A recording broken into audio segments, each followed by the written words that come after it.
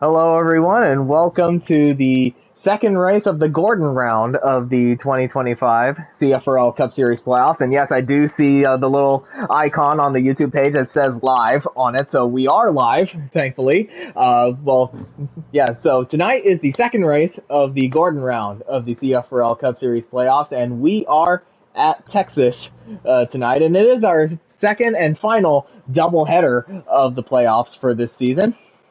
And we are starting off with Texas, so I'm Ryan Harper, Dire Kylo, and with me tonight is Sal Zabala. Now, before we do get started, I do have to address what happened last night at Daytona, because I did have some technical difficulties in trying to get the stream going, but it was very evenly split on fuel strategy at the very end between all four of the Hendrick teammates, as well as all the Fords and the Stewart-Haas guys. And in the end, it was Tegan Jones that got the season sweep at Daytona and is moving on to the Earnhardt round of the playoffs. So tonight, we have two races to decide who's moving on to the Earnhardt round. And Sal, it's going to be a very interesting couple of races. For sure. I mean, you got two completely different racetracks in Texas and then Iowa. But definitely going to be fun. I mean, clearly yesterday, you think Daytona, you think a track that's kind of a wild card, anyone could have won. But the person who probably didn't needs to win at all ended up taking it. So now you have these last two races to try and duke it out.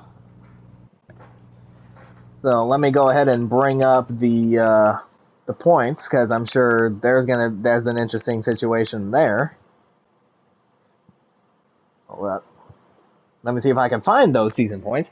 All right, here we go. So Tegan Jones has locked himself into the Earnhardt round, and they are loading into the race, so we can go ahead and join them.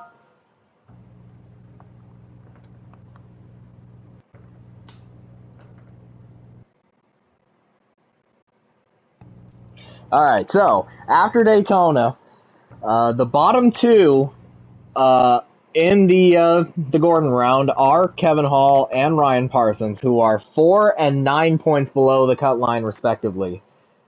But then we see Kamal Wright in 6th, who is +4, who 4 points above the cut line. So yeah, again, as we move on in these playoffs, the the cutoff line is looking very spicy once again.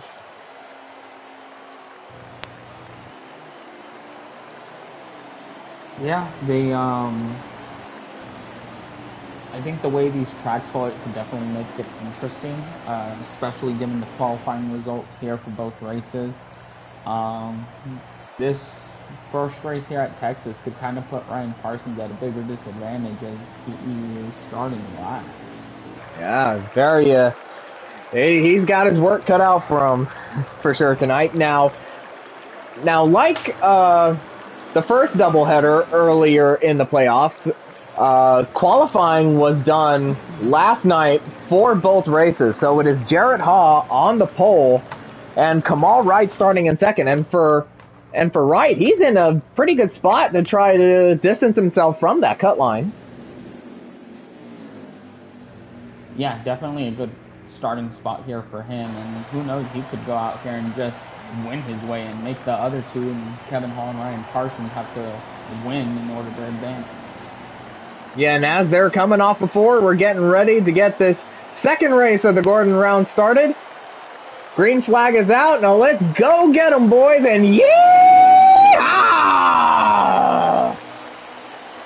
I couldn't get a better restart than that, man. Oh, well, I thought they were sleeping. Old Tegan did not fucking the 4 cars asleep.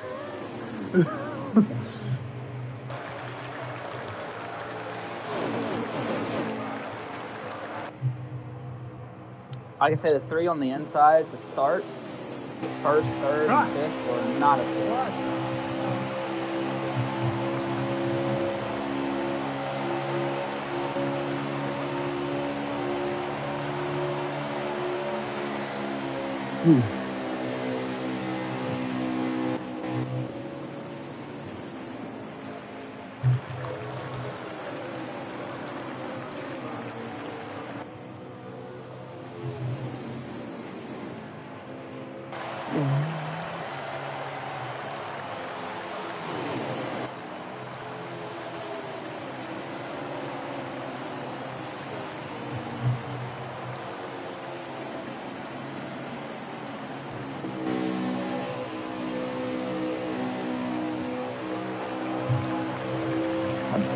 lap on lap 2 or lap 3. I was about to say, I'm trying not to get in the back of you, Mike. I'm Oh, moving see, so and much. I was know. scared, Keegan. It's because I had to lift so much there to keep from getting under Michael.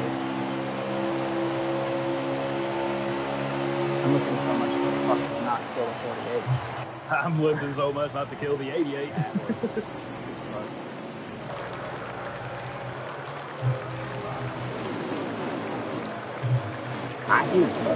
Listen, I'm out here running 4s. I can't go much quicker. God, I thought I was about Much to go in the quicker. wall.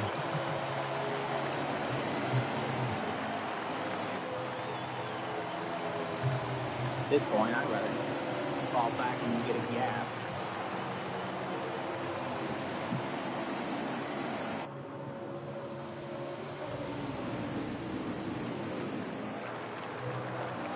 I'm about to say, don't hit that apron. Red center. I hit it. Kamal followed me. I don't know if he hit it, but he plowed with me. He's behind you, Mike. He's Russell Harris is a couple of car lines back, and then it's Brian. So after about 6 or 7 laps, Jared Haw retains the lead, and everybody is running single file. Yeah, it's really all you can do here at this track. Man, and just try to keep it from breaking loose here in turn 4, exiting turn 4. Yeah, it's definitely a weak spot, not just at Texas, but basically Charlotte as well. I've noticed that you get wicked loose coming off of 4, especially on the longer runs.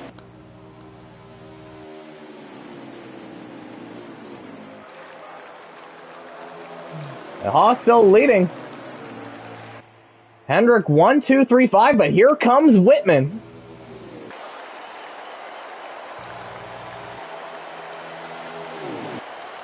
He's side by side with his fellow Michael, that being the 22 of Fox.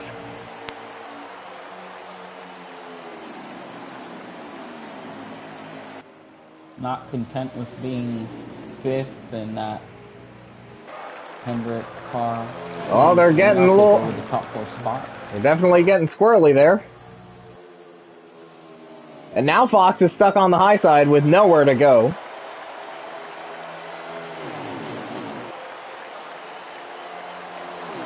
Definitely not what you want to see for Fox in that 22. He's finally able to come down and get behind Wessel there, but not after losing about 3 spots in that. Now Michael Fox is now running in 7th.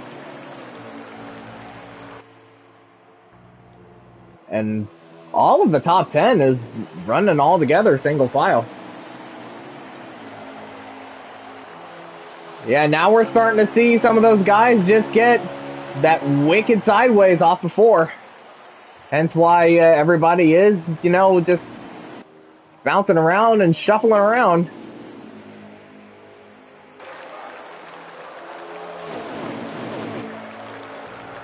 David Wessel in the 41 looked like he was going to try to charge up a run there on the outside, but then got a bit swirly on the exit of 2. And of course, the 41 of David Wessel not in the playoffs, but he is looking to play playoff spoiler.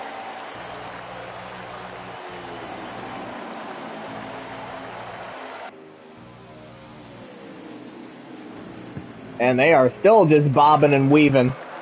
Even coming off of 2, they're bobbing and weaving. Yeah, that's something I've noticed as of late. For whatever reason, now you try to take so much caution in the 4.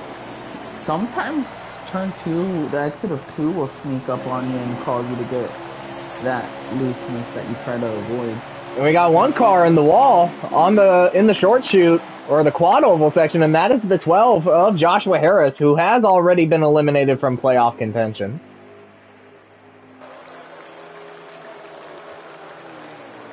And everyone keeps it going here. But now look at Wessel. He's made that move on Kamal Wright. Now he's up in the top 5.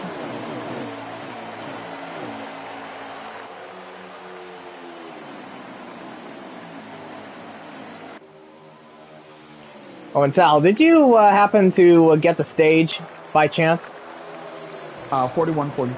All right. So we got 27 laps, or 28 laps to go in the stage, coming to 27 to go.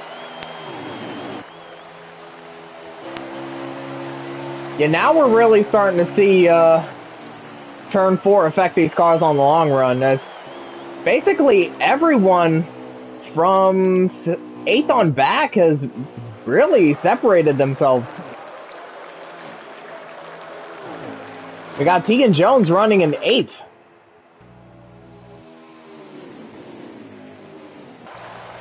Very uncommon for someone like Tegan to be running that deep in the field. Well, of course, he could just be, you know, content with riding back there because he has already won his way into the Earnhardt round. But of course, knowing Tegan Jones, he wants to go up there and challenge for the race lead and the race win. Absolutely, there's no slowing that man down. And of course, he is also willing to help his teammates out and move on should the need arise. As Ryan Parsons has gotten around him now. He's now running in 8th.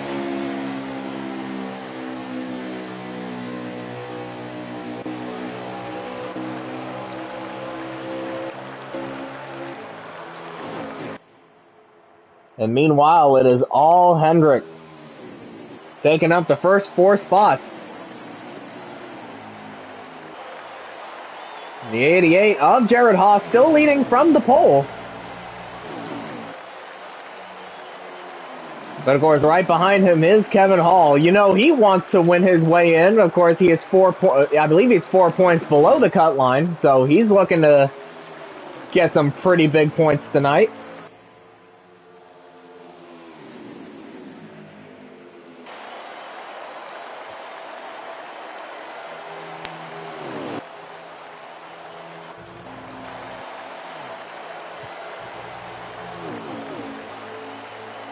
And now 3 of the Stewart-Haas cars running 8th, 9th, and 10th. They're all together now, so they might be riding back there for now. And of course, when the time comes, they're definitely going to be up there at the end. Or, excuse me, that's actually, yeah, that's actually Harris, that 3rd and final car in line. Oh, Tegan got in the wall off of 4.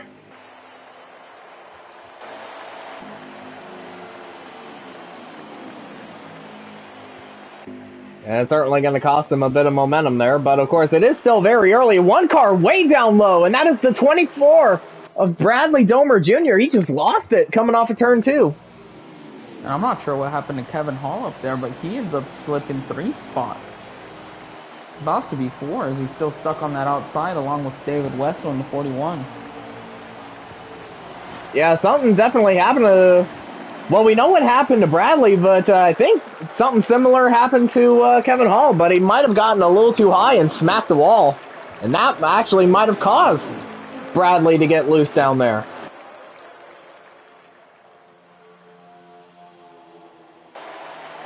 So now put Michael Whitman up to 2nd.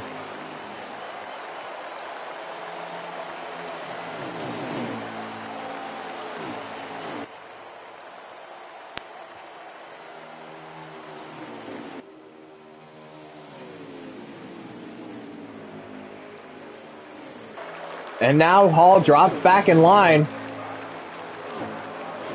Currently in 7th.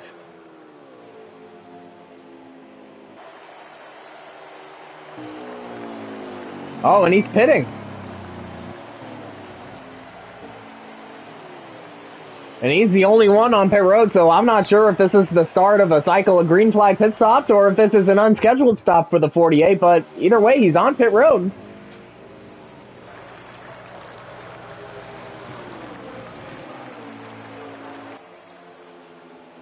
And we see Whitman trying to make the move on his teammate up high.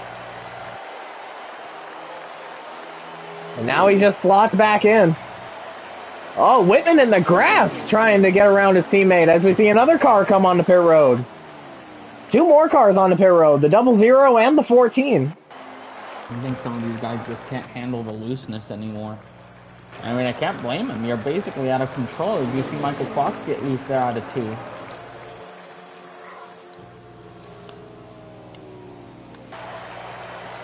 Well, there are some who can handle it and some who can't. But the top 6 is still looking pretty good at the moment. But of course, as the run goes on and the car gets more and more loose, especially off of 4, yeah, they're definitely going to want to come into pit road and tighten up.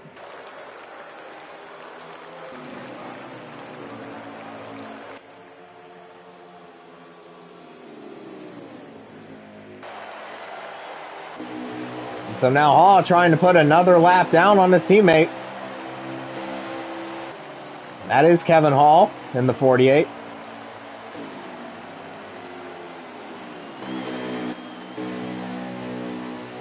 As we see Parsons coming off of pit road, and I believe Harris is in. Kamal Wright's in. Michael Fox is also in.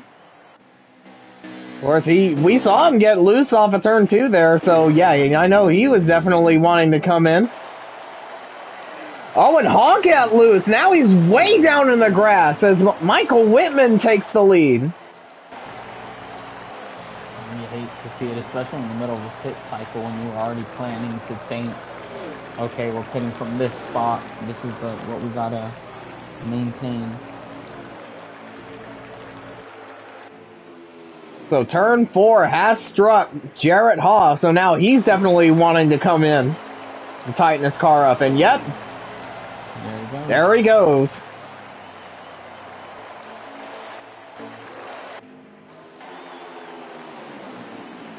But now there goes Parsons. Parsons to the lead. No, that's actually him trying to get his lap back. Or one of his laps back, rather. I wonder if he just flew by. Well, he was one of the cars that came down pit road. Currently, Parsons is being shown in 11th.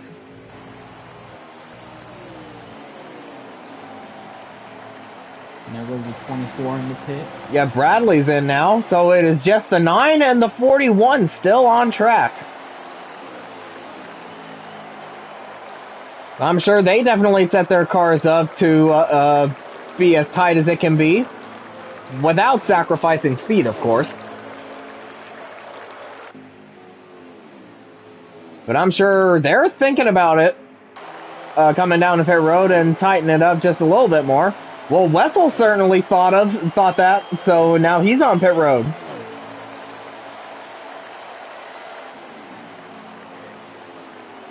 Whitman definitely has to come in because he has about 3 laps of fuel left in his tank.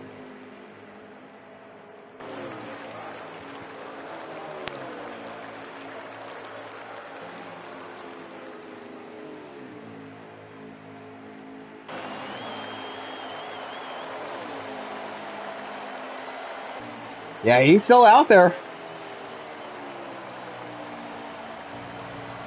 So yeah, he definitely set his car up to be on the tighter side.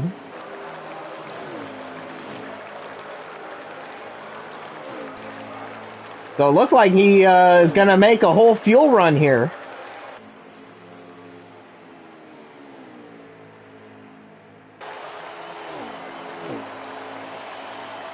And now he's coming in.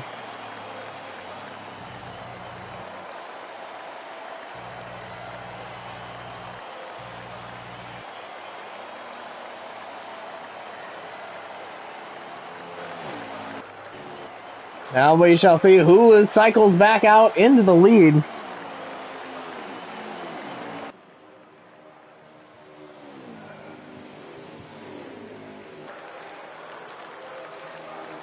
And as of right now, the one that was being shown in second was David Wessel, released on Whitman's track map on his stream. And now he's out. Took right sides and a can of fuel.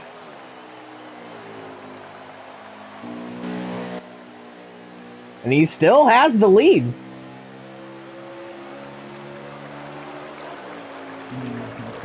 And he yeah, he certainly gained on the 41, but I don't know how long it will last. Yeah, because judging by the gap, it looks like, yeah, Wessel definitely took 2. Wessel definitely Or took 4, yeah. my bad. And this is what playoff points mean. Especially this far into the playoffs now. Oh, Mike is struggling with this car.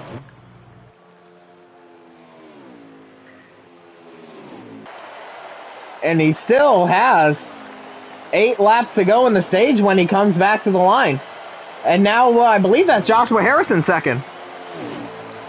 Oh no, that's Kamal Wright. My bad. I am screwing up all over the place today. Still a little razzle trying to sign into the official CFRL YouTube page, trying to get the streams going.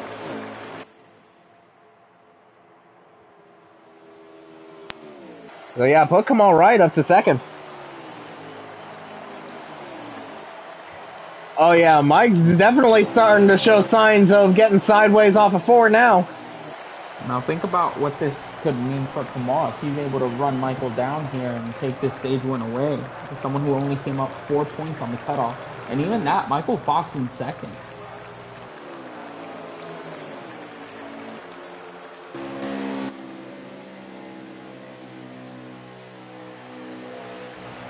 Yeah, Kamal definitely is, he's definitely getting there.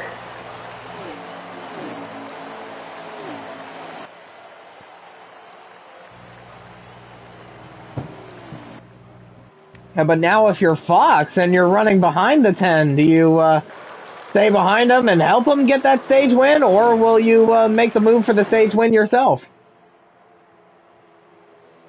I think if they make it past the 9 here, you definitely, if you're Michael Fox, you definitely make that move to try and take the stage win away. Well, Kamal is there.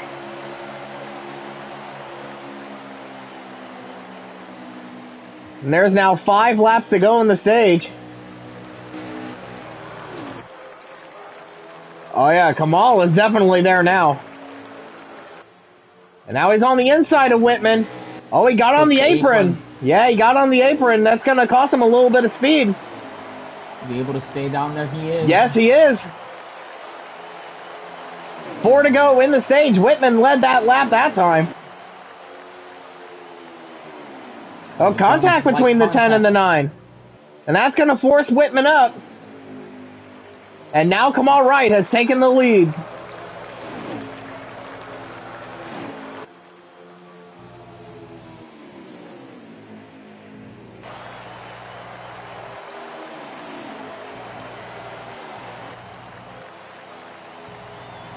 Yeah, it was a very risky call for the 9, taking 2 tires only. But he's still going to be in a very good position. Yeah, he's still going to be in a very good position. Now, Michael Fox, what do? Do you have enough to charge up there and make a run for Kamal for the stage win? He's certainly thinking about it.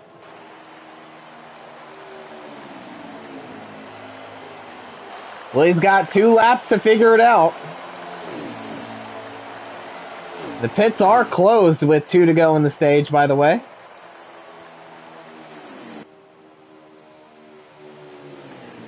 Oh, Kamal sliding up.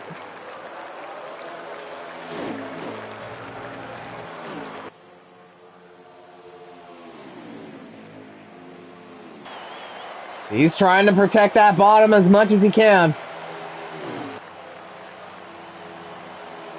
The last lap of the stage. There we go. If Michael Fox can do anything, now's the time to set it up.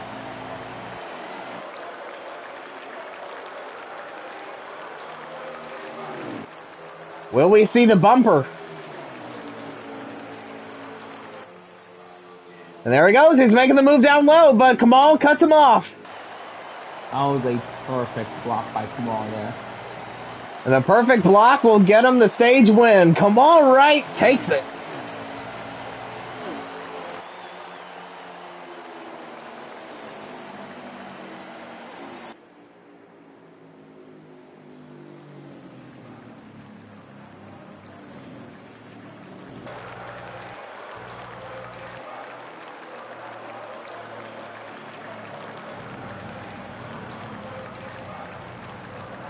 Yeah, come on, right. Definitely played that block to perfection there at the very end. That's what got him the stage win and very important playoff points to help him out. Now that the stage is over, stage results are Kamal Wright with the stage win, Michael Fox second, Michael Whitman third, Bradley Domer Jr. fourth, David Wessel fifth, Jarrett Haas sixth, Tegan Jones seventh, Joshua Harris eighth, Kevin Hall ninth, and Ryan Parsons 10th. So all but one are getting stage points tonight.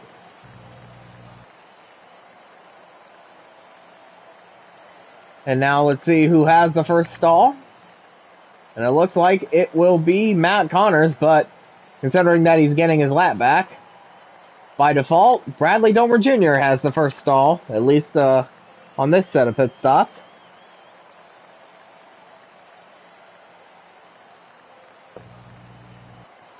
And it's Michael Fox that wins the race off of pit road.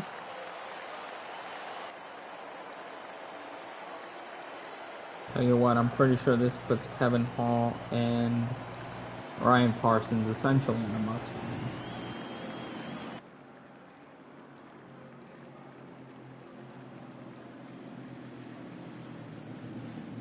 Yeah, certainly.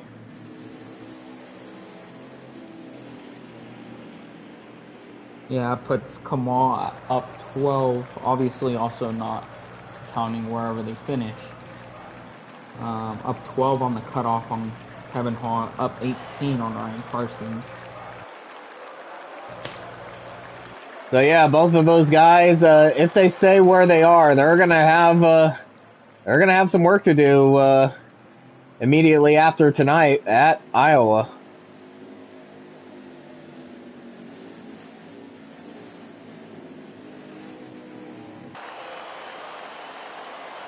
So Michael Fox has chosen to take the inside for the restart, as we still have well over 125 laps to go in this race. So we are back underway at Texas, and it is time to crank it up. Oh my God, I was sleeping. I was sleeping on that too. Jumped it, and then point two was doing some weird stuff. He was gassing before the line. I jumped it and I killed it all the time. Well, he accelerated before the. You can have the bottom, okay, Brian. I should have. I don't know. I should have kept my foot in it. Junk for some reason right now. I'll make you stay aligned here. Yeah, no, you're good. As long as you're tucked up on that bumper, you're good. I don't know.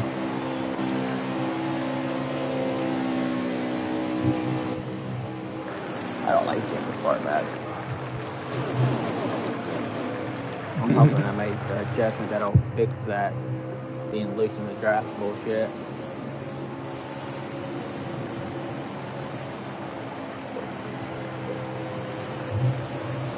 I did not adjust my car handle, so that might be a dumb move.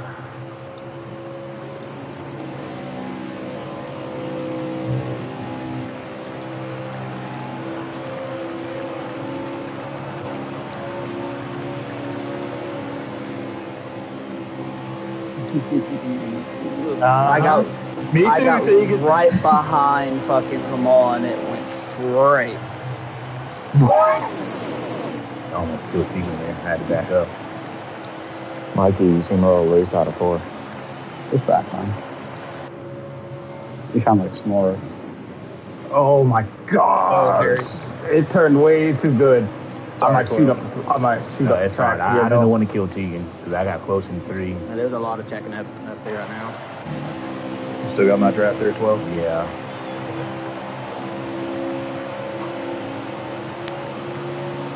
I fixed my car's issues, so. I'm already excited for green pie pit stops, man. So far, anyways. It's a little fancier, right? Like the.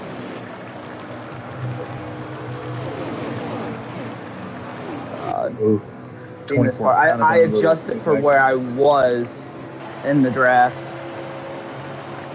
and it's not enough for back here. Yeah, I need to adjust for the. Yeah, what do you want to call it?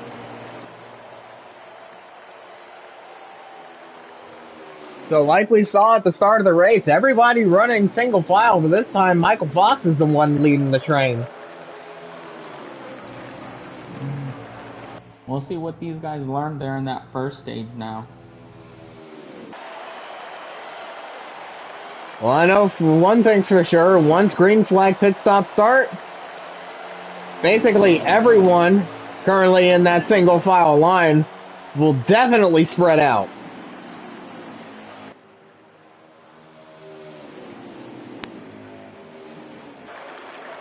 And at that point, it really becomes whose car is the fastest on the long run.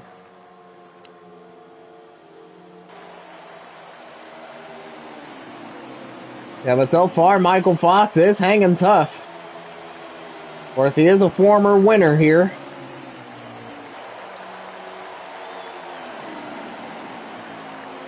Of course, he's looking to win his way into the next round.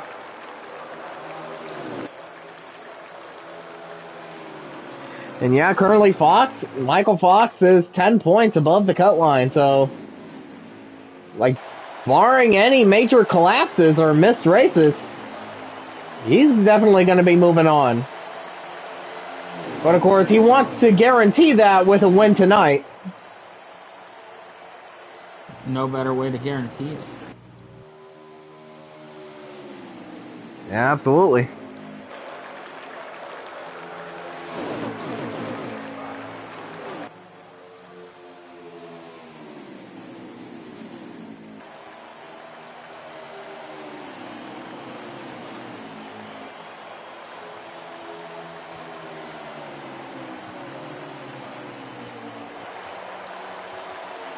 And so,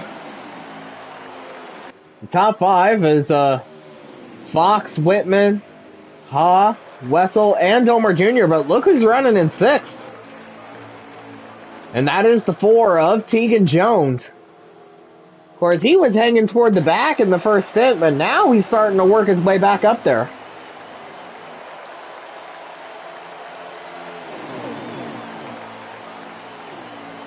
Of course, he doesn't want to get a little bit too complacent back there.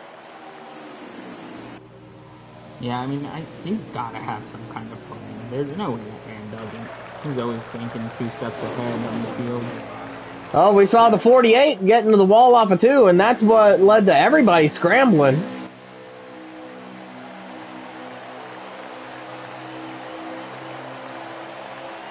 And now the 48 and the 12 are getting loose off of 4. So yeah, now's that point in the run where we start to see cars really get sideways off of that final corner.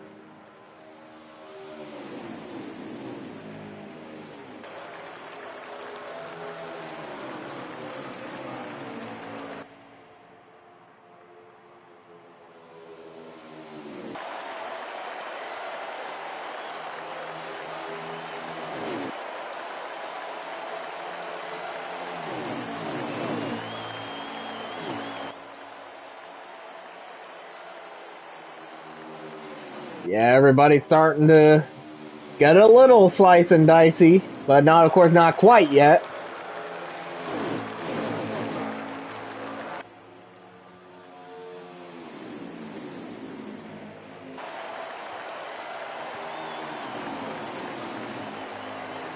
And of course, we still have quite a ways. We still have quite a ways to go. So yeah, anything can basically happen from here on out. 111 laps to go now, so yeah, plenty of time.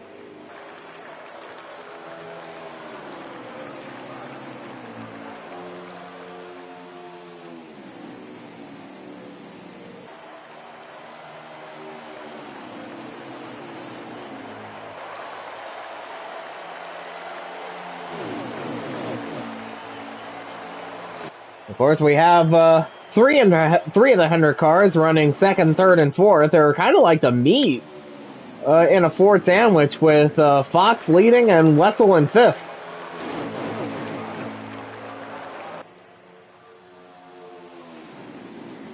Definitely not strangers to this kind. I mean, they've been battling these Fords, not these specific ones, but they've been battling the Fords in general all season long.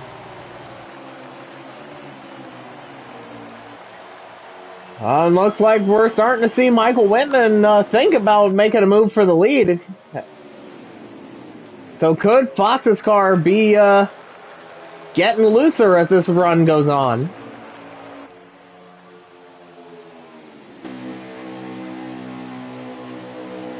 We'll see what happens here. Oh, definitely not that time, but Whitman has definitely gotten closer to the 22's back bumper.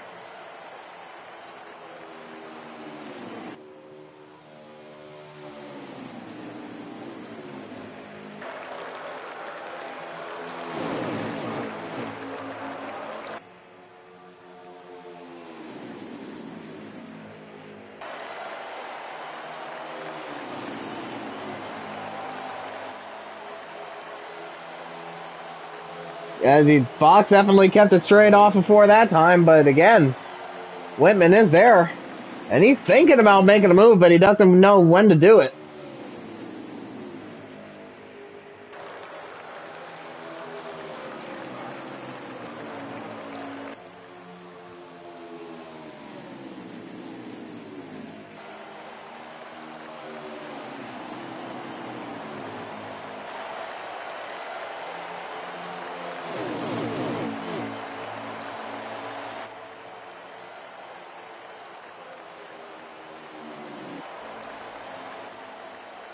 And it looks like Ryan Parsons is on pit road, so let's see what happens to him.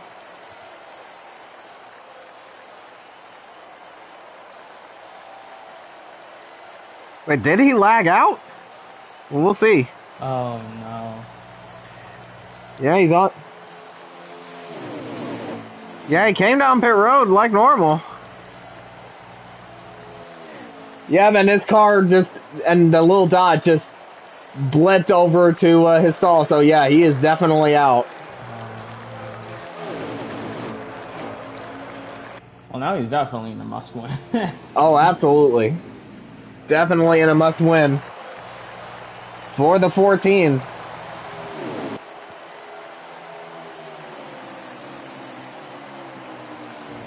It looks like we got a battle for 7th here between the 10 and the 48.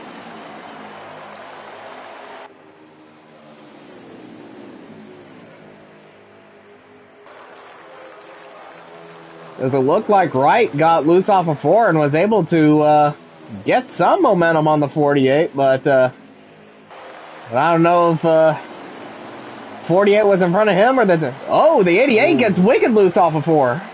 24 essentially followed the same line.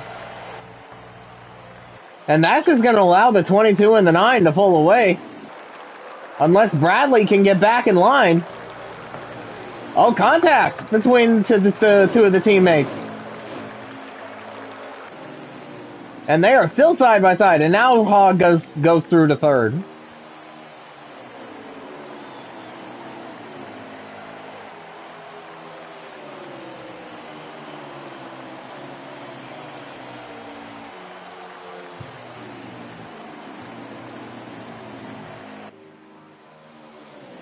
So a rather interesting sequence between two of the Hendrick teammates up in the front.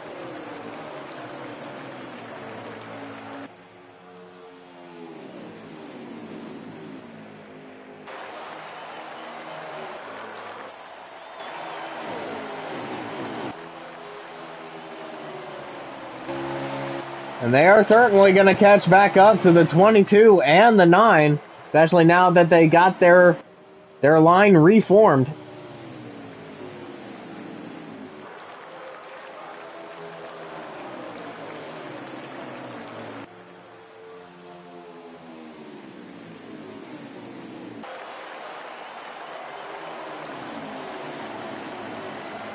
And Whitman got a little loose off of 4, but he was still able to keep it going. Or rather, he was able to keep his momentum up. That way he doesn't lose time to the 22 of Fox.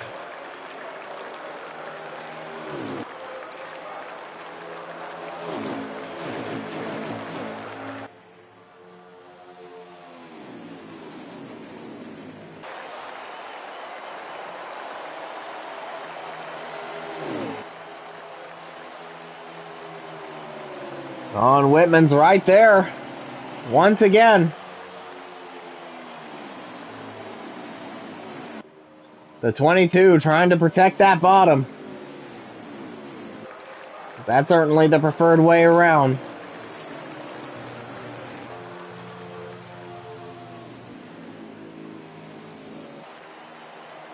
We are getting to the end of this fuel run here, so looks like these guys can go about 6 or 7 more laps before they have to make another green flag stop.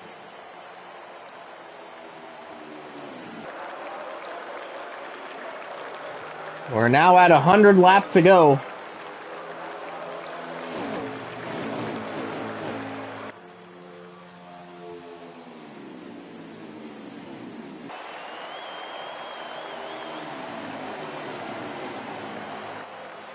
Well, there is still plenty of time in this race left.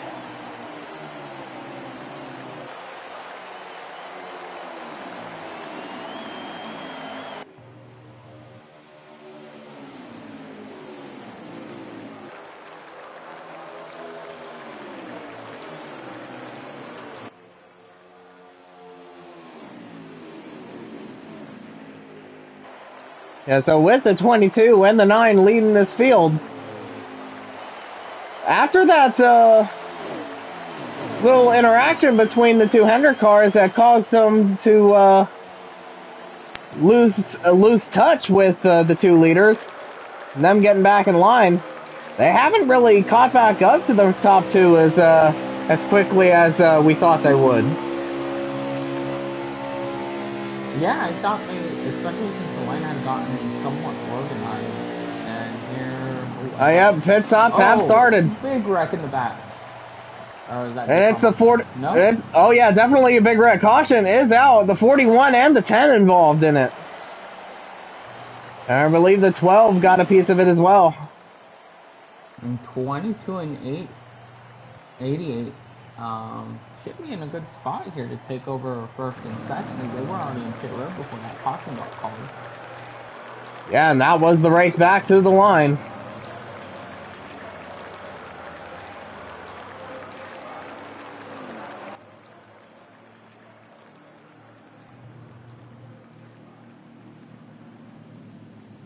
Yeah, that was a pretty wild incident. Well, at least in terms of it during green flag stops.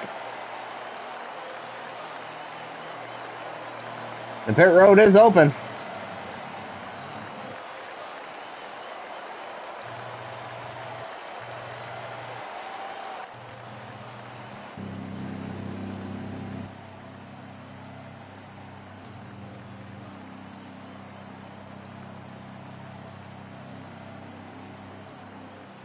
Yeah, and there goes the 22 on the front stretch.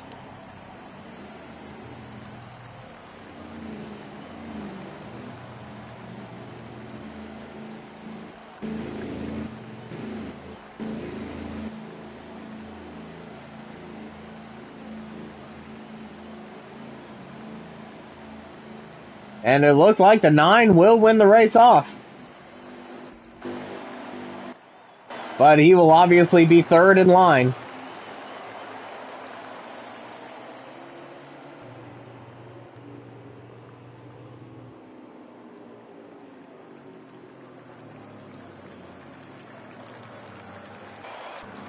And it should be interesting to see what happens here because the 22 and the 88 pitted, but everyone behind them has 1 lap fresher tires. Now, of course, it doesn't sound like it's going to make it. Can be crucial. Yeah, it definitely can.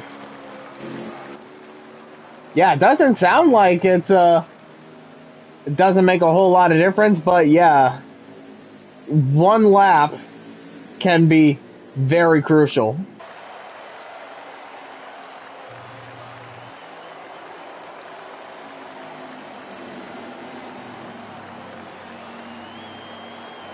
And as they come off of 4, and they hit the restart zone, green flag.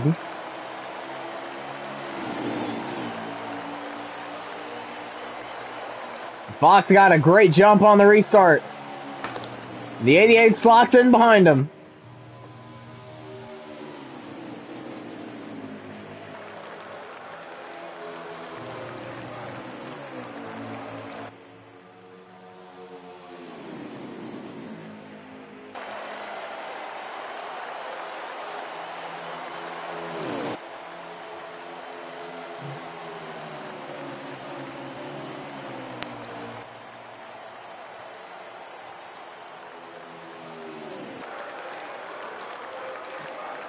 And everybody running single file once more.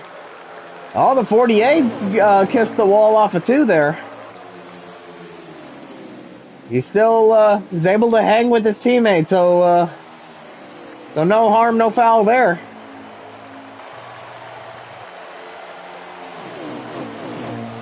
Kevin Hall under attack, it looked like, by David Wessel. And he's going to get that spot. Yeah, he hangs on to it. And all 4 of the Hendrick cars running 2nd through 5th. Once again, stuck in that Ford sandwich there. Yeah, definitely the meat.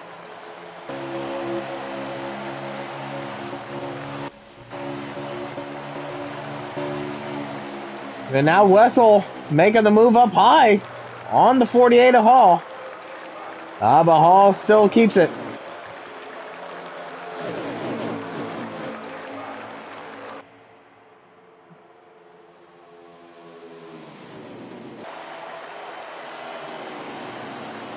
I kind of like the line the Chevys are taking here into the corners. They're not getting all the way down to the white line, but they're kind of running like a middle line there. And now Michael Fox takes that line while the 88 hugged the white line there a little bit more. Yeah, he might have seen what the Hendrick guys were doing, and he adjusted his racing line accordingly. Kevin Hall got a bit loose there. Yeah, but he is excuse me, but he is still running in 5th. And now Bradley takes a higher line through 1 and 2. Yeah, but how about Wessel following him through? And now Hall's going to drop back. If you can hook your car up right, you can kind of make that top lane work. It's just so hard to keep up with it.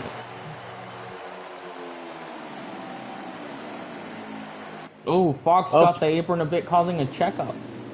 Yeah, and he hit it again. And Wessel looking for another spot on the outside, passing the 24 of Bradley there. He's still running up high, though. Oh, too high. Oh, way up high. And he breaks loose.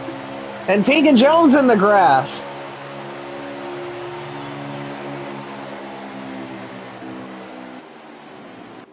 We stay green.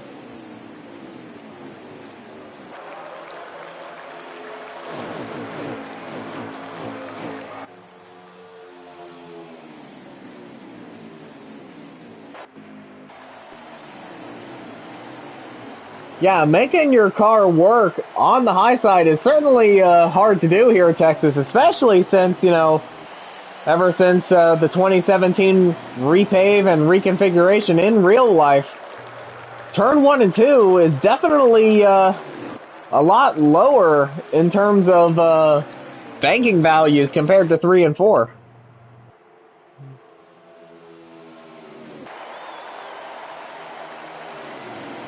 And that's certainly what has given Texas the reputation that it certainly has now. But here comes Jared Haw, making the move on Michael Fox for the lead. Oh, contact between the 88 and the 22, and that's going to invite the 9 to get involved in it. But the 88...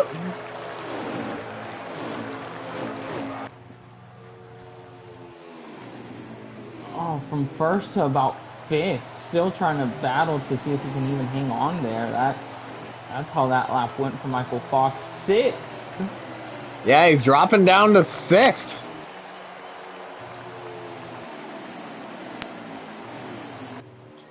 So now Haw back out front.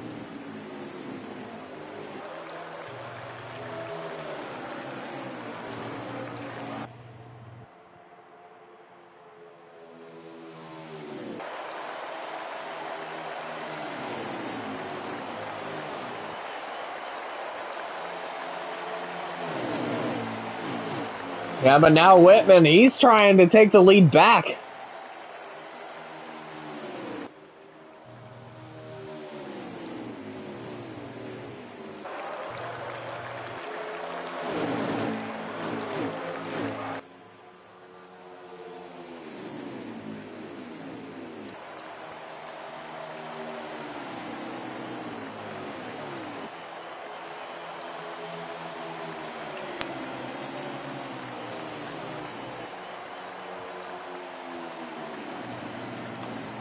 So we have 81 laps to go still.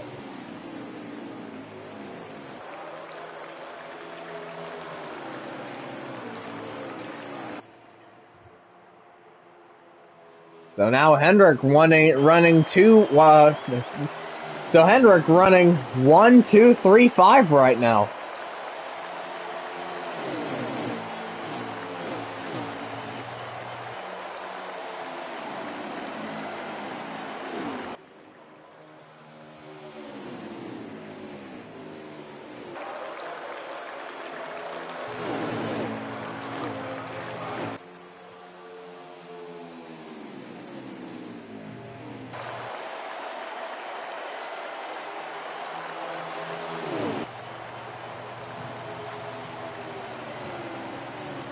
Yeah, everyone's still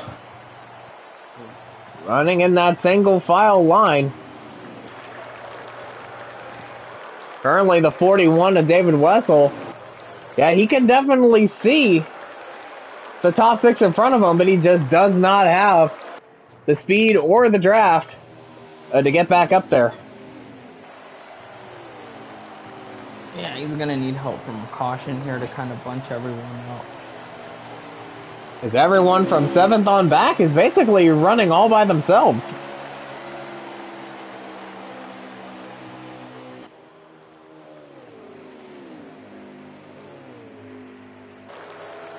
Yeah, certainly needs a caution. That's to bunch the field back up.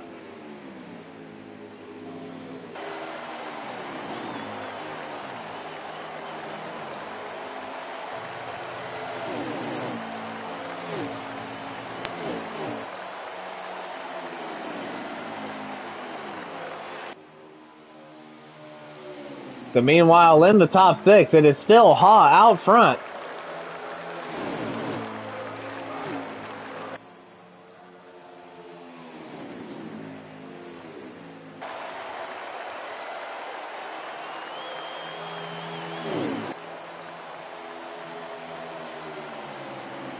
And again, Whitman, he is trying to make the move on his teammate to retake the lead.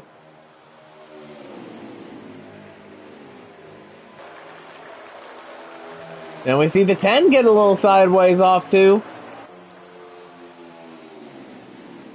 But he's still able to keep it straight.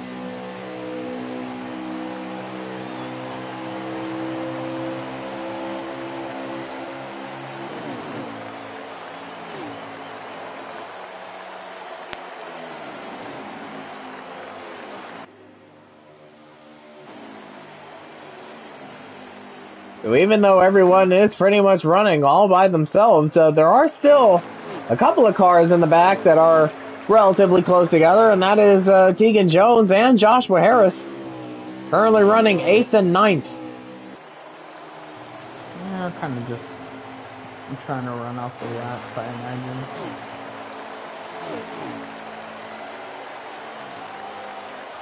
Yeah, just riding around, taking it easy back there, at least for the time being. Tegan Jones is already in the Earnhardt round, and Harris has been knocked out of the playoffs after the Johnson round.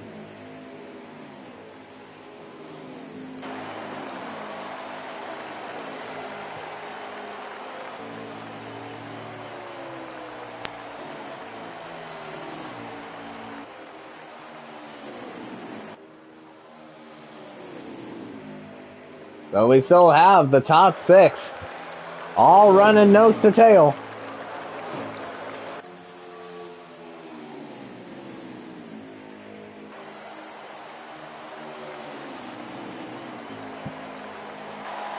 Oh, come on, right. Gets way loose off of 4 and he's in the grass. Is he able to save it? Yes. Barely.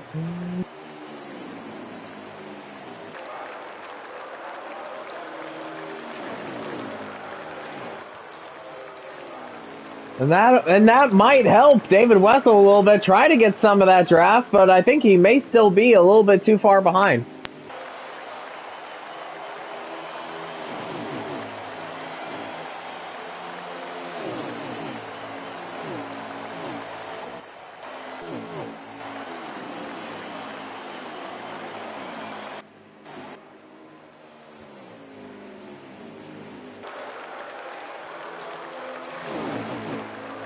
From the looks of it, as this run is going on, I believe these guys are starting to think about pit stops. They're getting toward the end of their fuel run. I believe they can go about another 7 or 8 laps, maybe a little less than that, before they have to come on the pit road and get their service.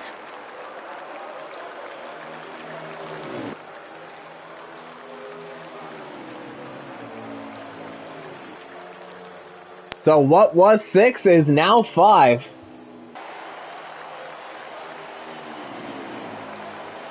As after Kamal Wright's scare coming off of turn 4, all 4 Hendrick teammates and Michael Fox are running in the top 5.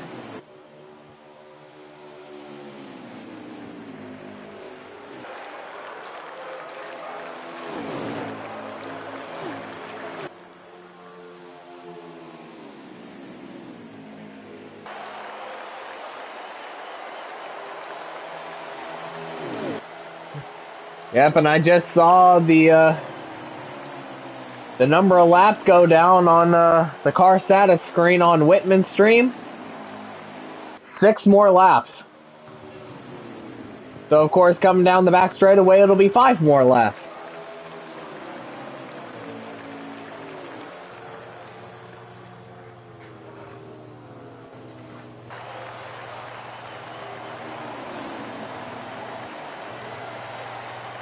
Looks like pit stops have started as Fox is in.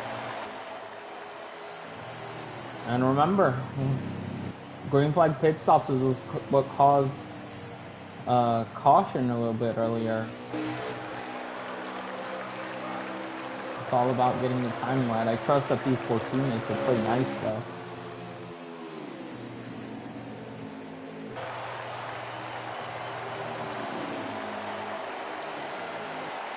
Yeah, but they are still out there.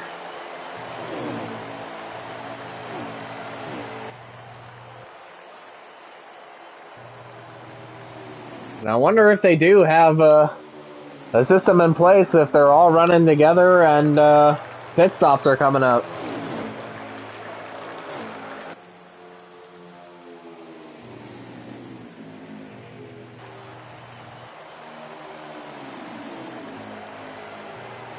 They still have a few laps left to fuel.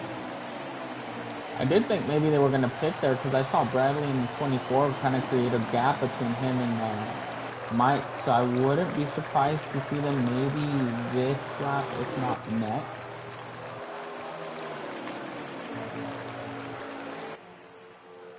We'll see.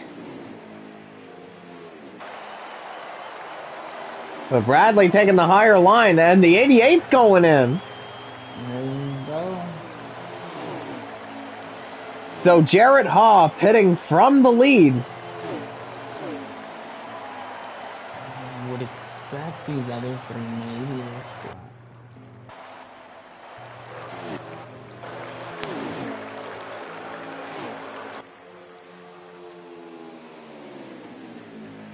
Kind of creating space, at least the 48 of Hall is there. No, they still stay out. Kamal did come into pit from 4th. As is the 12.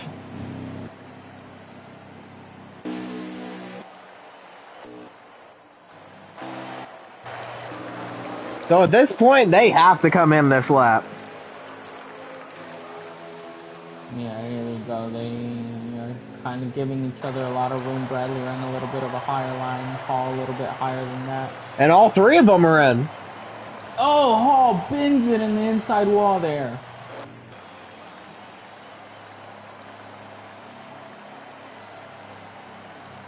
Playoff implications, potential playoff implications for the 48 of Kevin Hall. Having such a good run, hanging with his teammates up there. And I mean, we've seen time and time again, these green flag pit stops are just so critical. And mistakes always being made on him.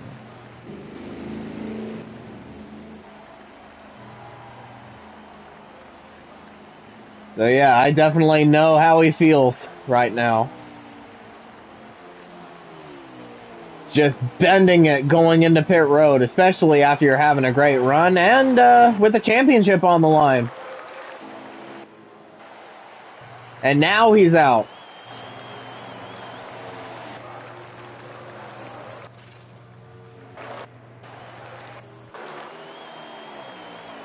So now it is Michael Fox out in front. So definitely running an alternate strategy compared to the rest of the field, but hopefully it'll pay off for him in the end.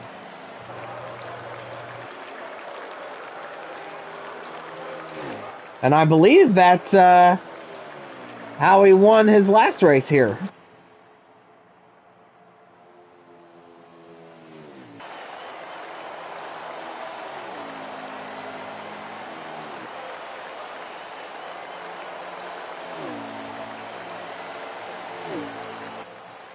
And we now have 60 laps to go.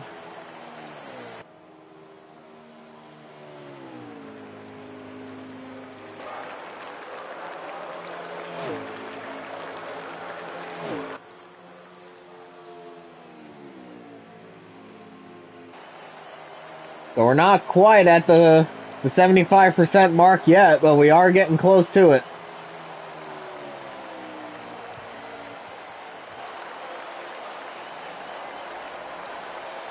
And of course, as I said earlier, the green flag stops have a tendency to spread everyone out. Well, there you go.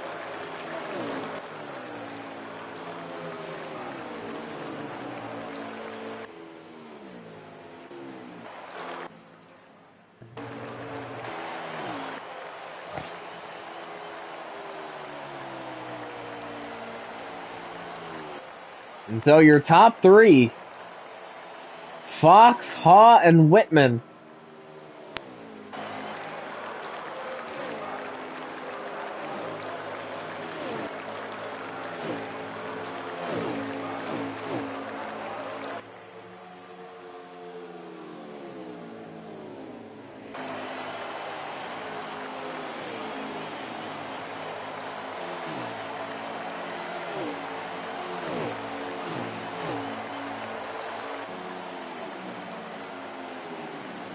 So with everyone pretty much all spread out like this, now is where you start to see who has the better handling car, or in Fox's case, who has the right strategy call.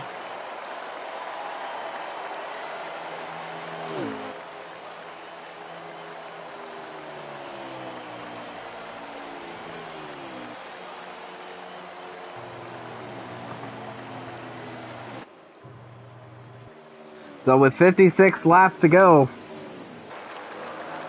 and 25 laps worth of fuel left,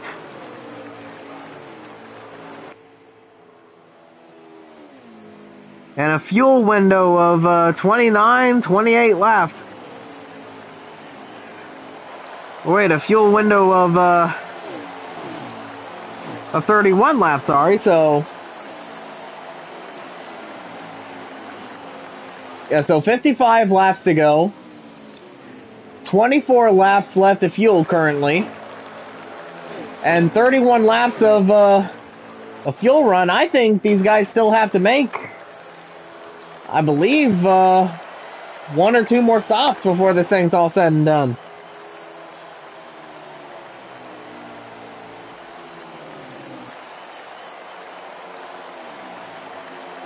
From that Hendrick bunch all lined up, they should have no problem catching up to Fox here. Yeah, definitely 2 more stops before this thing's over with. It's 2 more mistakes anyone can make. I mean, we saw Kevin Hall make one. Who's to say someone else won't?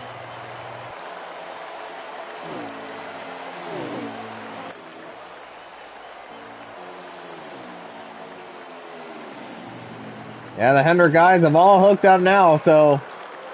Yeah, they're definitely catching Fox at this rate.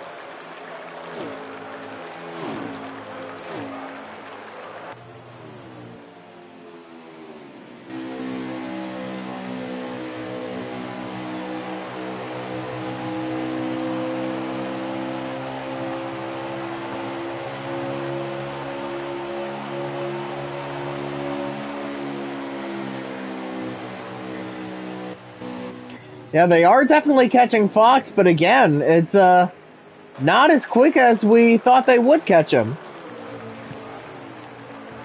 Either 22 made some interesting adjustments.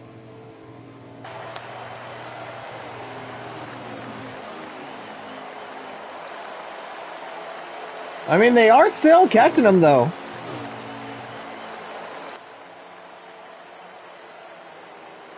It's just not as fast.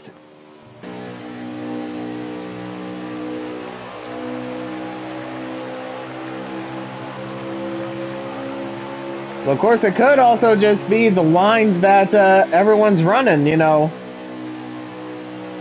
Fox taking a bit of a higher line going into the corner, and then Ha and his teammates taking a bit of a lower line going in.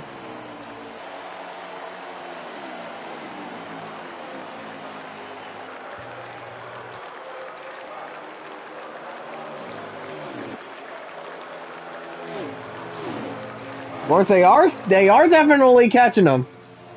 Yeah, now you can kind of notice that they're there. And then they also have, I want to, what was it, like 4-lap pressure tires in Fox Doug? Yeah, I believe it's about like 4 or 5 laps pressure.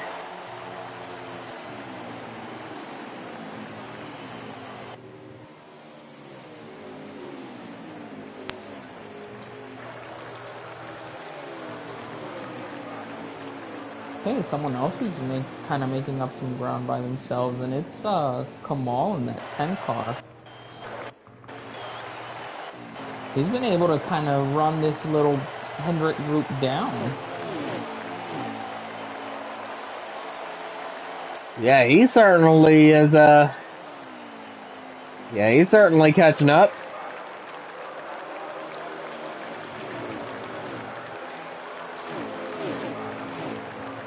Yeah, I wonder if an adjustment that he made on pit road was able to allow him to catch the Hendrick group so quickly. Fox got a bit on the apron there in turn 4. He's still hanging on to the lead at the moment.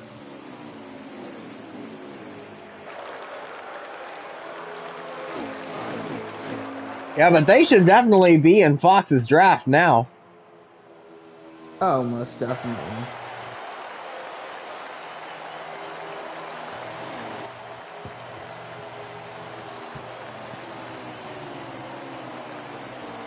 Michael Whitman breaks a little loose, able to fall back in line with his teammate Jerry Hall there in the 88.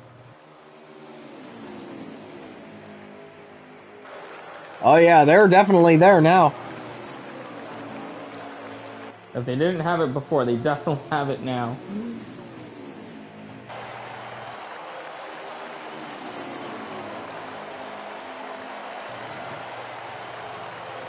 We now have 45 laps to go.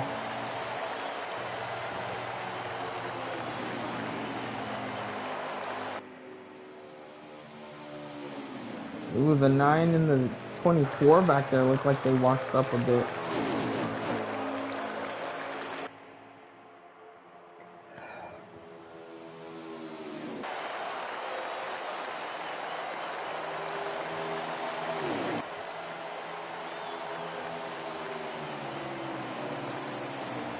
And now here comes Ha.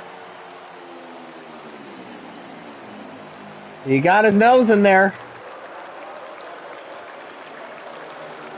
Oh, a little contact.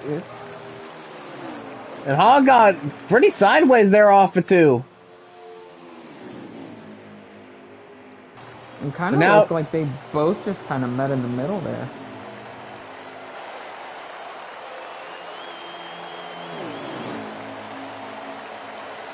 And Ha drops back in line. In fact, everyone drops back in line.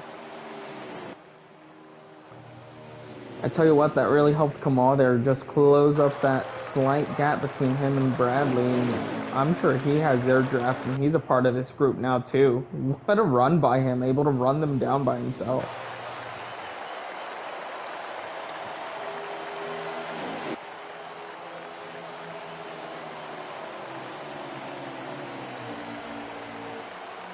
And Fox is probably thinking to himself, man, they're just going crazy over there, but I'm still out front. Oh, now Whitman got a loose off of 2.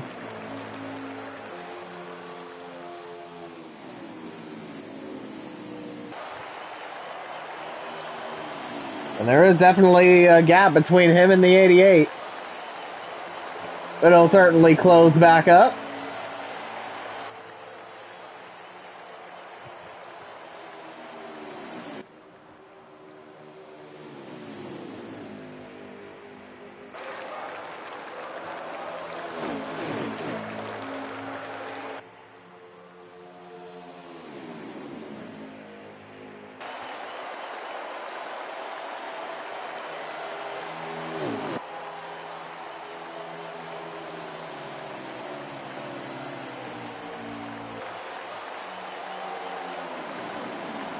And they just crossed the line with 40 laps to go.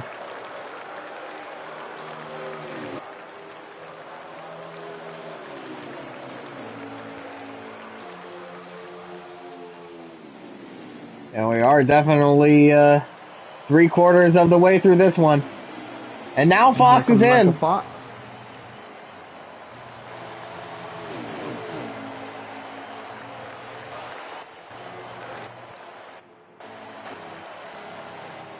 Again, Fox on that alternate strategy compared to everyone else. You said we were at 40. I wouldn't be surprised to see. After this, they'd have one more stop, correct? Yeah. I wouldn't be surprised to see Fox just kind of split right at 20 to go next time. Just come in and hit.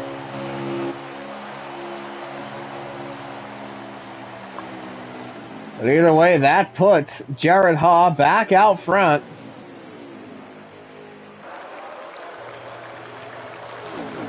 And then there are 4.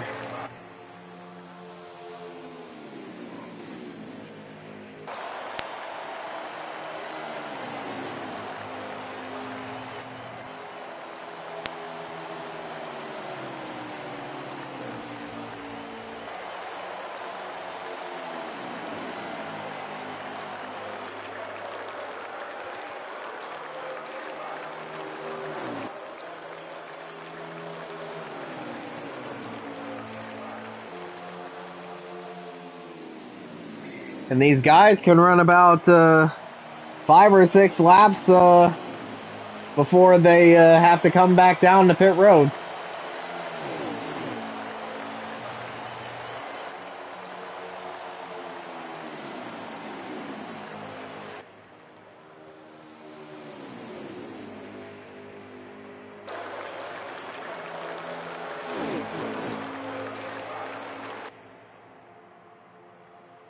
And so with about 36 to go, coming to 35 to go, they can do 4 more laps of fuel. I think it's going to be cutting it pretty close between everyone in the top 4. For sure, this is going to be lining up to be an interesting finish. You throw in strategy on top of that. I mean...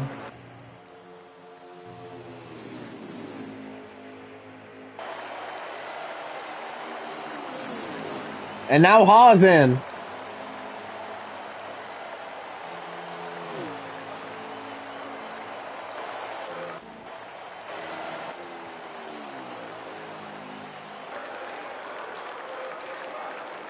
And so with Whitman staying out, I believe he will have to. He'll make only one more stop before the end of the race.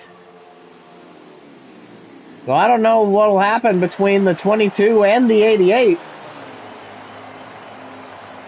And now the 10's in.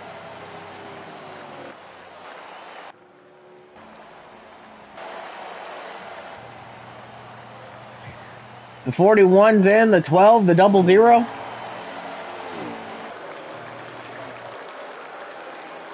So yeah, it's just Mike and Bradley all by themselves. These Hendrick cars have definitely figured something out with how to make their how to be able to run it that long, especially taking into account how tough this place can be on tires, especially with the whole breaking loose situation. So they just crossed the line with 32 laps to go. They are definitely going to have to come in this time.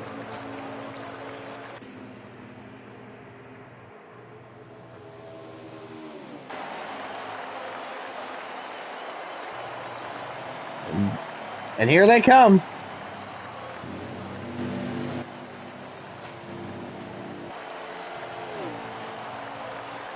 So both Michael Whitman and Bradley Domer Jr. are in for what should be their final stop of the race.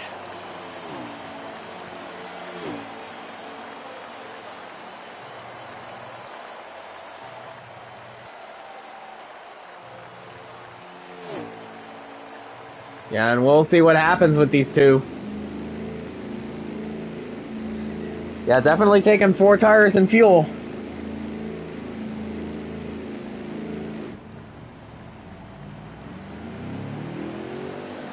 And Bradley beats him out.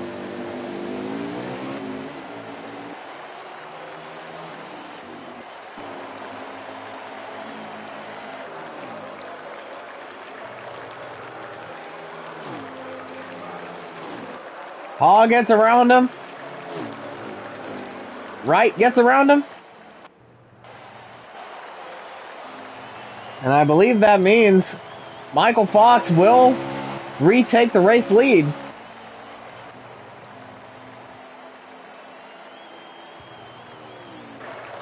And yeah, he has. So, but again, he has to make one more stop because he can't make it from here. Unless It will he's definitely be interesting to see how that plays out for him. yeah, unless he has a way of saving fuel.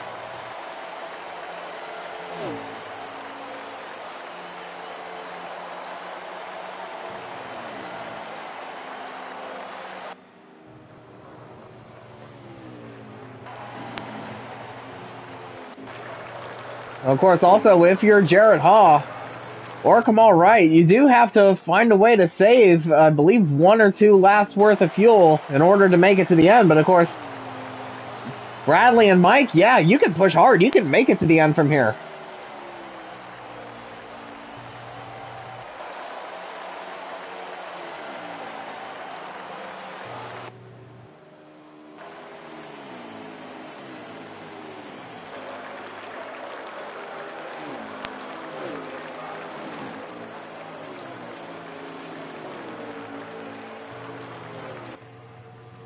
And if the top 3 come in and pit, and Bradley takes the lead, how big would that be if this were the place where he finally gets that monkey off of his back and gets himself a win on a 1.5 miles?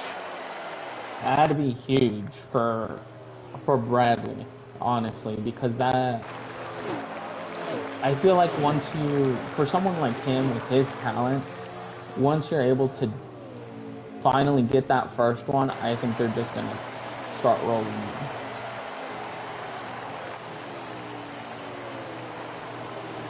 Yeah, and Bradley has been waiting a long time to get himself a 1.5 mile win, so could tonight be the night? But then again, it all relies on the fuel situation of the top 3.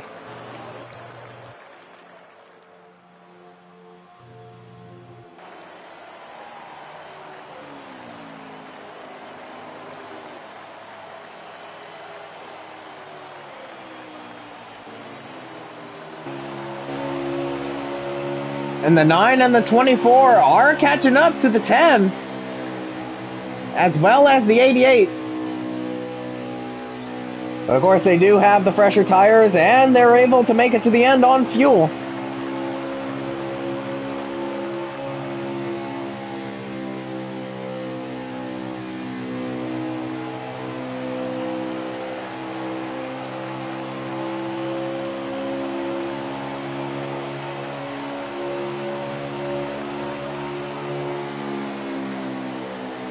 Of course, they might be, of course, Bradley and Mike might be a quarter of a lap short, but they can pretty much coast it from there. They should be able to make that work, especially now that they're going to have kind of some help here with drafting up to Kamal and the 88 there of Jarrett. And now Kamal Wright is on the back bumper of Jared Haw. Of course, he's going to try to push him to get past Michael Fox.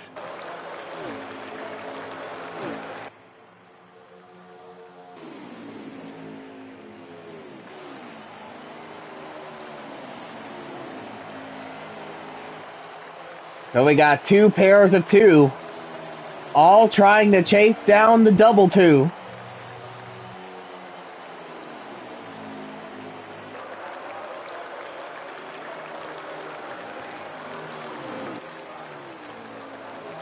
And Bradley's on Kamal's bumper.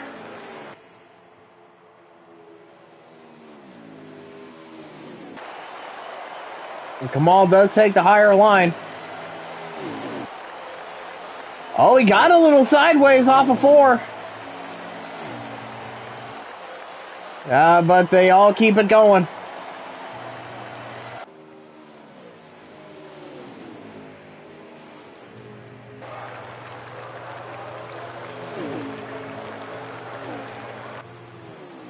Yeah, but I think as of right now, Bradley is content with riding behind the 10 and helping them catch up to the 22 of Foxwell, but he gets loose off of 4.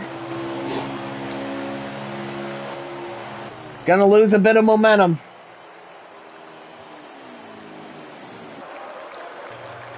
I think they're still at a good distance here behind the 88 and 10 to say what they need to. And just not burn up their stuff.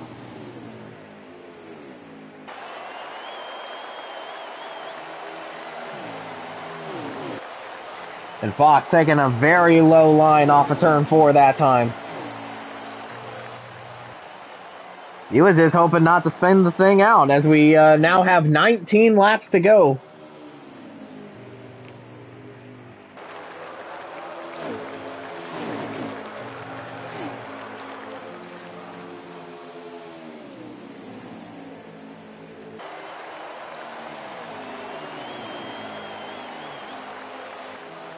So now Bradley has caught back up to Kamal Wright.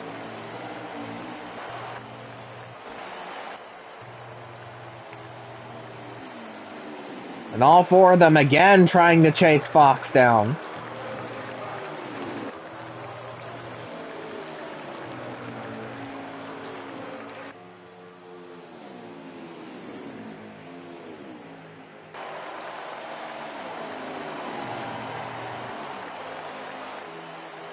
Oh, now Whitman got loose off of 4 a little bit.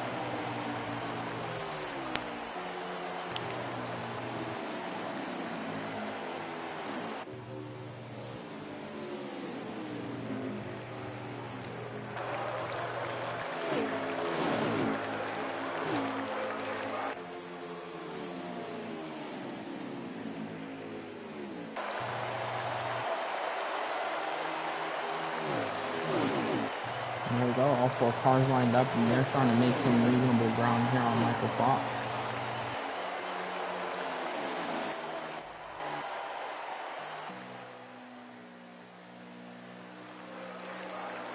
Yeah, I think they might be in the draft of the 22. I believe this time next lap.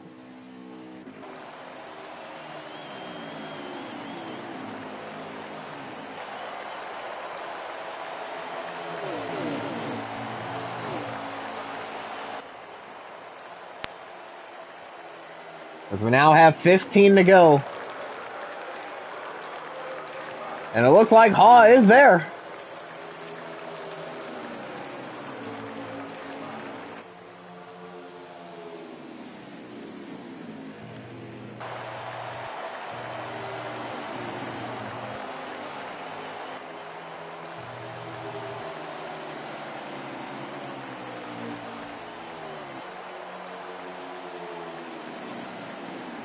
So now we have 14 to go. Fox taking a higher line. I think he's coming in as, yeah, look at all of them. They're trying to pass him on the high side. Oh, man. You know he's not going to give up that inside, so you got to try to find a creative way. But it's so dangerous here at this track.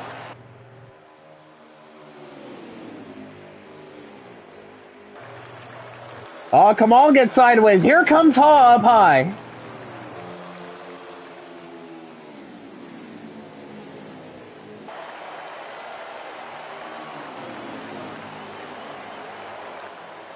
Not able to make it work there. Yeah, not quite.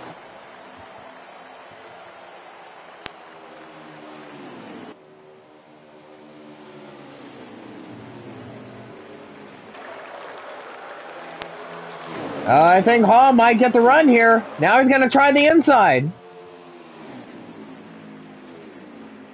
And here come the Hendrick Chase. Ooh, slight lag there by Bradley. And now Jared Haw retakes the lead with 12 laps to go.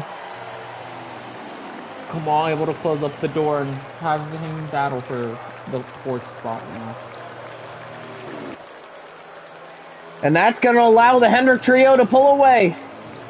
But now the question is, how much fuel does the 88 have left? And will it be enough? Fox. And Fox is in.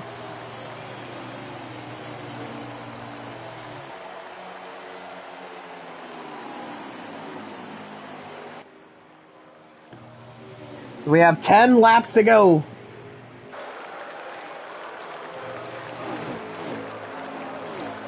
Oh, it looks like Haw got a little sideways off it too. He might be coming in this time as Bradley takes the lead. He kind of puts Mike up there in an awkward spot now.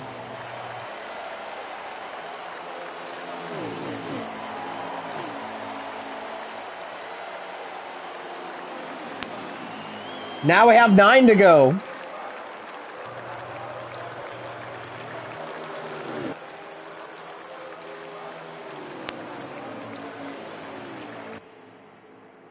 Bradley Domer Jr.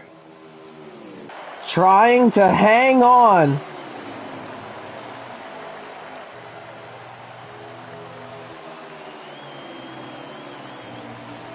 We have 8 laps to go.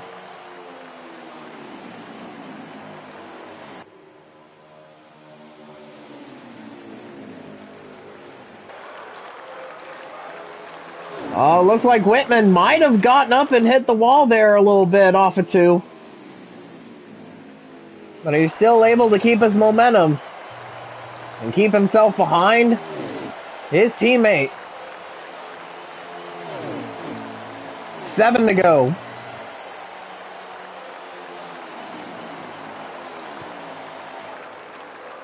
And I think Bradley and Mike have saved enough to where they will run out when they come to the line. Well, of course, that will happen in 6 laps from when they cross the line. This time by. So 6 laps to go here at Texas. It is Bradley Domer Jr. out in front. And that final pit stop that was able to put him in that spot. And he is trying to finally get a win on a 1.5 miles. And coming off of 4. 5 laps to go. No more cautions. And you know Bradley's got to be sweating this one out. And not only will he get a win on a 1.5 miles, it will lock him into the Earnhardt round.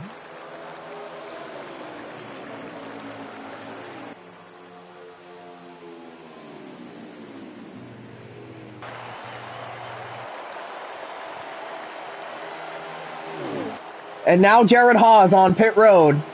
4 to go. 4 to go.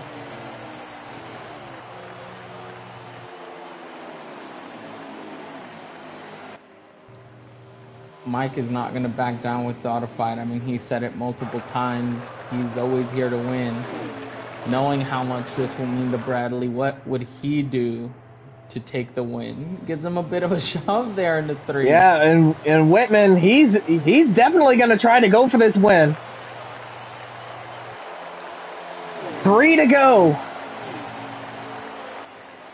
And now Hall comes off of pit road.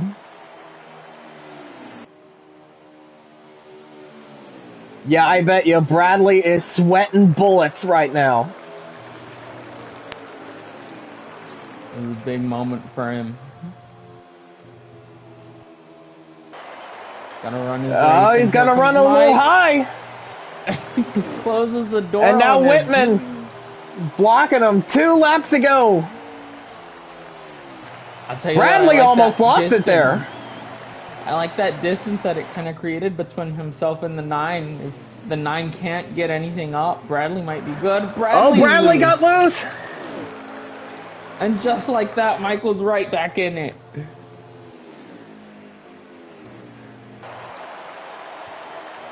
All Bradley can do is try not to make a mistake.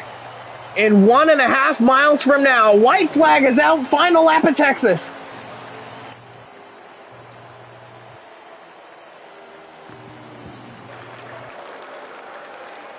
Here comes Bradley off of 2. Trying to protect that low line. Into 3 for the final time. One last charge from Mike in the 9. And could it be? Could it be? The great curse has been lifted. Here comes Bradley Domer Jr. He gets a 1.5 mile win at Texas.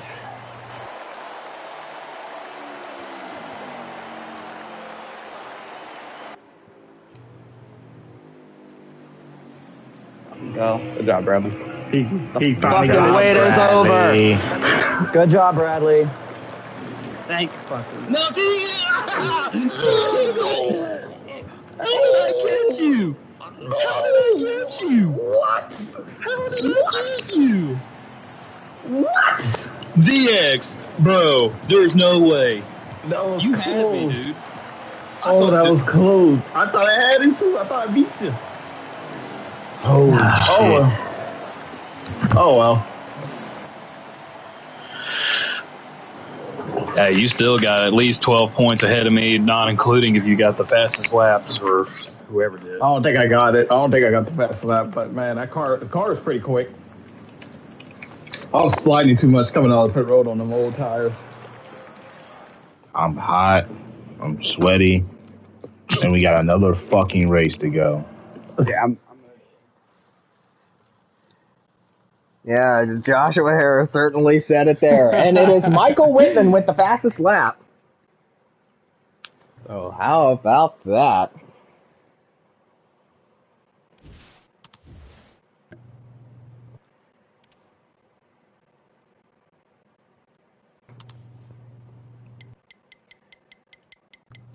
So yeah, what an absolutely massive win for Bradley Domer Jr. And the wait was certainly worth it. He finally got himself a 1.5 mile win.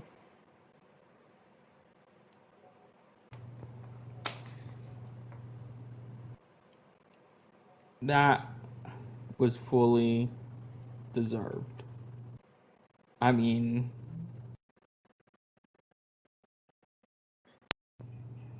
Yeah, and there he is, your race winner, Bradley Domer Jr., after what seems like many, many years. Your time has finally come. You have finally won on a 1.5 miles. How does that feel? I don't know how I'm alive. The last 20 to 25 laps, my heart was beating out of my chest once I realized I had a shot at winning a 1.5 miles again. I don't get this opportunity often in this league with Tegan and Mike. Those two are the best two on these 1.5 miles. But as the race played out, it was slowly falling into my hands. I did get into Mike a little bit on his screen coming to pit road on the final pit stop. But I also did have like a half a second faster pit stop. So pit crew got me out ahead of the 9, and I was just able to hold him off. And finally, the wait is over. Yeah, certainly it was your pit crew that definitely got you that win tonight. But how about that final run, that final 31 lap run with you and the 9 just duking it out, basically for with all that you have? So, like, how crazy was that final battle between you two?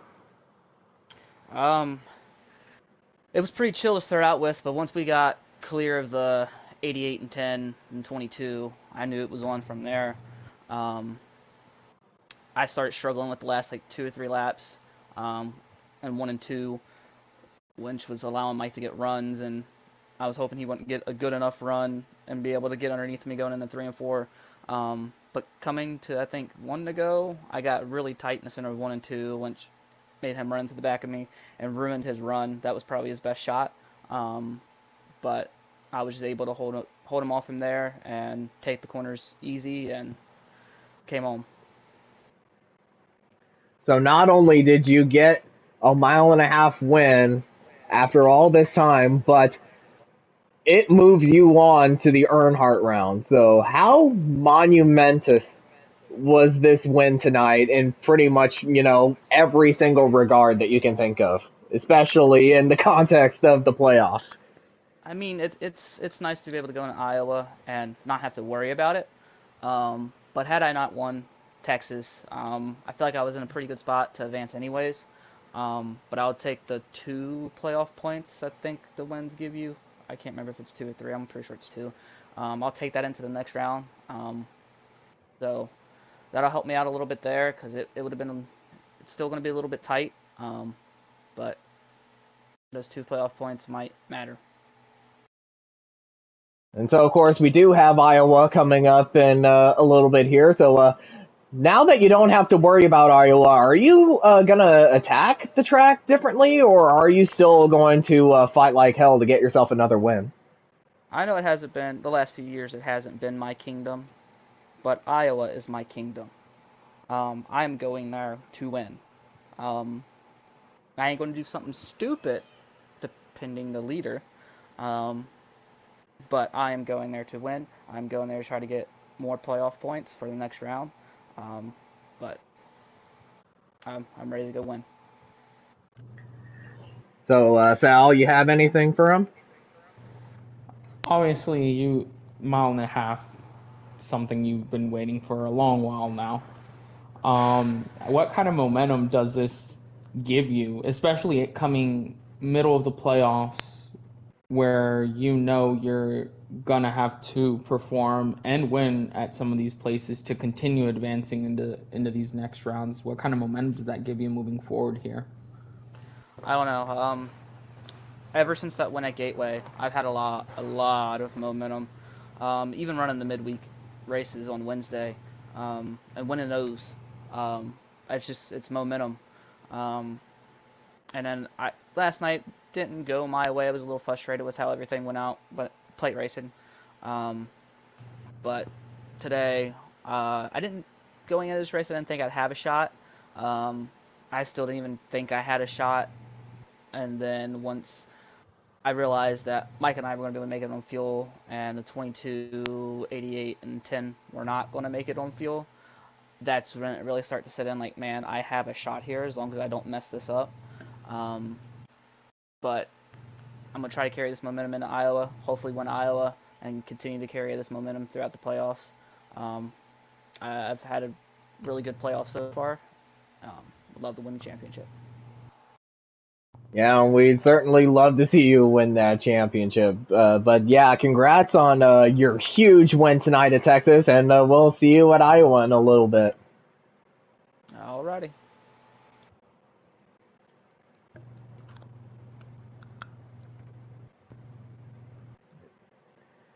All right, so in the interest of time, because I'm sure these guys are going to take about a 10 or 15-minute break once we truly get done here.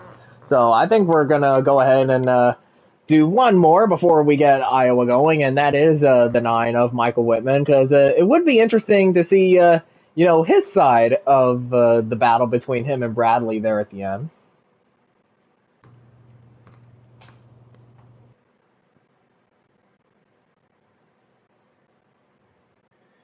And there is your second place finisher, Michael Whitman.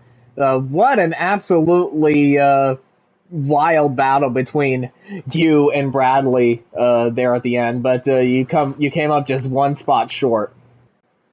Yeah, I mean, I'm super happy for him, obviously, as y'all probably could gather. That's a big one for him, getting that mile and a half off the board. I know how bad he's wanted that. And I've been the reason why he hasn't won a few of them, or a lot of them. So, you know, would I have taken a run if I had it and tried to win the race? Absolutely. But I was a little loose. I had some ass end damage from the previous pit cycle, so just didn't have really the opportunity. He got woed up in 1 and 2, and it kind of killed my momentum, so I didn't really have a shot at him. But super happy for him. I know he really wants it, so very pumped for him. And the second place finish, never bad. Yeah, second place finish is always a pretty good, especially since you're up in the points in the playoffs. So obviously you have a pretty safe buffer between yourself and the rest of the guys, especially down at the cut line. So yeah, do you think you like your chances going into Iowa in a few minutes? I think I'm locked in if I just start the race. So going for the win there, 100%. Yeah, I mean, I've won there a couple of times in the past.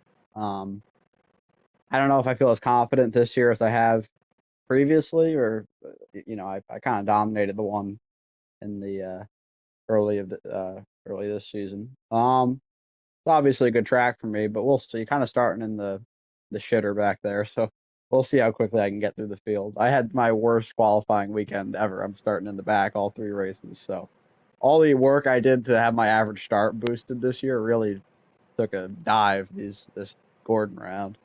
But I have confidence, but you never really know. I mean, I know I'm strong there. I don't know if I have the advantage I did uh, the last 2 times we were here, but we'll see. I'm definitely hopeful.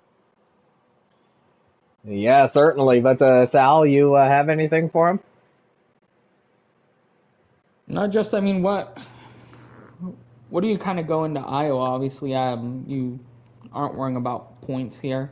A solid second place today, and now you kind of just go into Iowa. Do you attack it any differently? I think I have the same. I mean, I guess I there's a doomsday scenario, right? I had about a 30-something point gap on the cut line, 37 points.